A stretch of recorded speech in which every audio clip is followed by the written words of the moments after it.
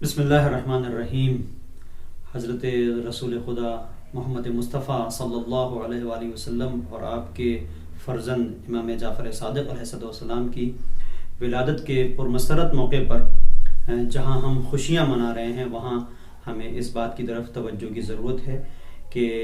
ان دونوں عظیم ہستیوں نے ہم سے کس چیز کا مطالبہ کیا ہے۔ کتنا بہتر ہے کہ ہم صادق آل محمد کہ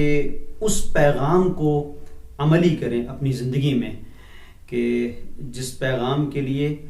امامت کا سلسلہ ہے، جس پیغام کے لیے امام جعفر صادق علیہ السلام نے صعوبتوں کو، مشکلوں کو برداشت کرتے ہوئے ہم تک معارف الہی کو پہنچایا ہے۔ اور ہمارے لیے اس سے بہتر اور کیا ہوگا اپنے آپ کو ہم ثابت کریں کہ ہم واقعی شیعہ جعفری ہیں۔ ایک حدیث ہے، مختصر طور پر اس حدیث کے اندر امام علیہ السلام نے اپنے جد سے اس حدیث کو نقل کرتے ہوئے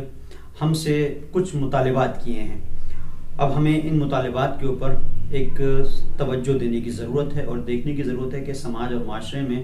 کس طرح سے ہم ان مطالبات کو نافذ کر سکتے ہیں اور کس طرح سے اپنے آپ کو ہم آراستہ کر سکتے ہیں ان تعلیمات سے جو تعلیمات محمدی ہیں، جو تعلیمات امام جعفر صادق علیہ السلام ہیں، تعلیمات جعفری ہیں۔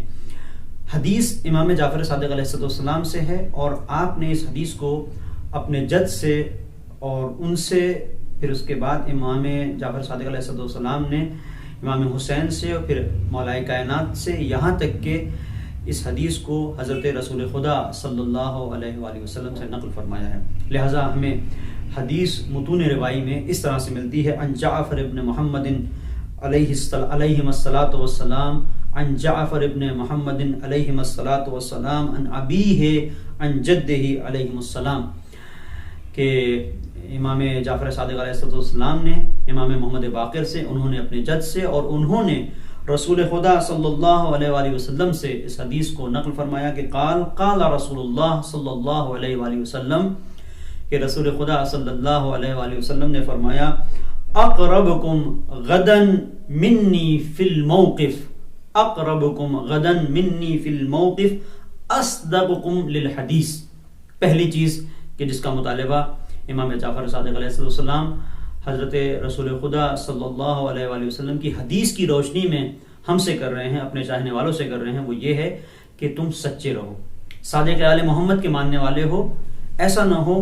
کہ تمہاری زبان پر جھوٹ آئے، تمہاری زبان پر کبھی ایسا نہ ہو کہ غیر واقع چیزیں ہوں، غیر واقعی چیزیں ہوں، جن کا تعلق کذب سے ہو، جن کا تعلق جھوٹ و فریب سے ہو۔ اس لیے کہ امام فرماتے ہیں کہ رسول خدا صلی اللہ علیہ وسلم نے فرمایا کہ قیامت کے دن سب سے زیادہ مجھ سے نزدیک وہ ہوگا اصدقکم للحدیث، جو سب سے زیادہ سچ بولنے والا ہے، جو سب سے زیادہ صداقت کا حامل ہے، وَآدَاكُمْ لِلْأَمَانَةِ، اور امانتوں کو سب سے زیادہ جو ادا کرنے والا ہے، وَأَوْفَاكُمْ بِالْعَهْدِ، اور اپنے عہد و پیمان پر سب سے زیادہ باقی رہنے والا ہے، وَأَحْسَنُكُمْ خُلْقًا، اور جس کا اخلاق سب سے اچھا ہے، وَأَقْرَبُكُمْ مِنَ النَّاسِ، اور جو لوگوں سے سب سے زیادہ نزدیک ہے، مل جل کے رہتا ہے، لوگوں کی ضرورتوں میں ان کے کام آتا ہے۔ تو اس موقع پر کہ جو ولادت کے ایام ہیں اور ہم جشن صادقین منا رہے ہیں، کہ جس میں صادق آل محمد علیہ الصلاۃ والسلام کے ساتھ ساتھ حضور سرور کائنات صلی اللہ علیہ وسلم کی آمد کا ہم جشن منا رہے ہیں، کہ جن کی بعثت کی تعلیمات نے دنیا میں لوگوں کی روحوں کو منور کیا ہے۔ تو ایسی منزل پر اب ہم سب کے لیے ضروری ہے کہ اپنے وجود کا ایک جائزہ لیں اور دیکھیں کہ اس جشن کے ساتھ ساتھ،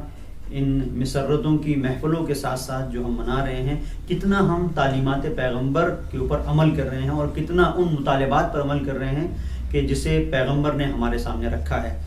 پیغمبر نے ہمارے سامنے